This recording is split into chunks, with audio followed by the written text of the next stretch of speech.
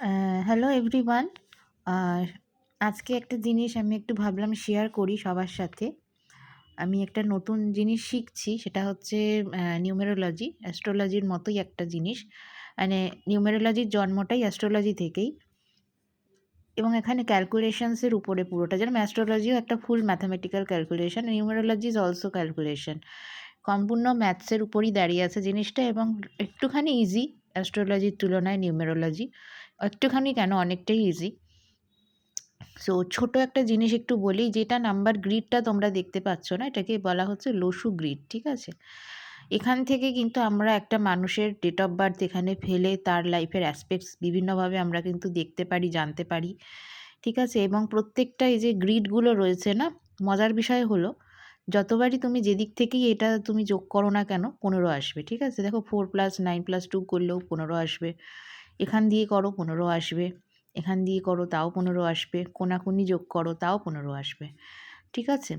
15টাকে আবার আমরা যদি 1+5 করি, দেখবে নাম্বার 6 আসে, ঠিক আছে? লসু গ্রিড অর্থ, কথাটার অর্থ কী অ্যাকচুয়ালি? লসু মিন্স হচ্ছে মা লক্ষ্মী, ঠিক আছে? তো চায়নায় লৌ রিভার বলে একটি নদী ছিল, সেই নদীতে একবার বন্যা হয়েছিল, ঠিক আছে? তো সেখানে বন্যা হওয়ার ফলে সেই রিভারেই একদিন, মানে তারা একদিন প্রার্থনা করছিল যে কিভাবে তারা সেখান থেকে মানে মুক্তি পেতে পারে সেই যে প্রাকৃতিক যেই একটা অসুবিধা বা দুর্যোগ থেকে। তখন এরকম একটা কচ্ছপের মুখওয়ালা একটা জিনিস, কচ্ছপের মতো দেখতে, দেখবে লসু গ্রিড যখন তোমরা নেটে সার্চ করবে দেখবে একটা কাছুয়া টাইপের রয়েছে, এবার কাছুয়াটার পিঠে হচ্ছে এই গ্রিডটা লাগানো রয়েছে, ঠিক আছে? তো ওরকম একটা যন্ত্র ভেসে তাদের উপরে, তাদের নদীর থেকে আসে আর কি।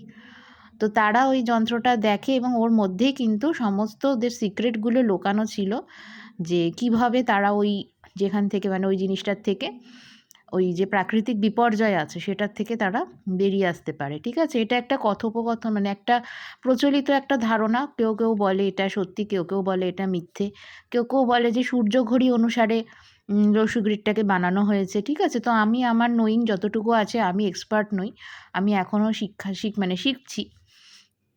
তো সেই অ্যাসপেক্টে আমি একটুখানি শেয়ার করলাম জিনিসটা, ঠিক আছে? তো এখানে কিন্তু তোমাদের বাস্তুর অ্যাসপেক্টস যেগুলো, সেখান থেকে এই গ্রিডটা থেকেই কিন্তু বলা যায় কারোর ডেট অফ বার্থ যদি আমরা ফেলি এই চার্টে, সেখান থেকেই কিন্তু তার বাস্তুতে কী কী প্রবলেম আছে সেটাও কিন্তু আমরা বলে দিতে পারি, ঠিক আছে? যেরকম তোমার ফায়ার এলিমেন্ট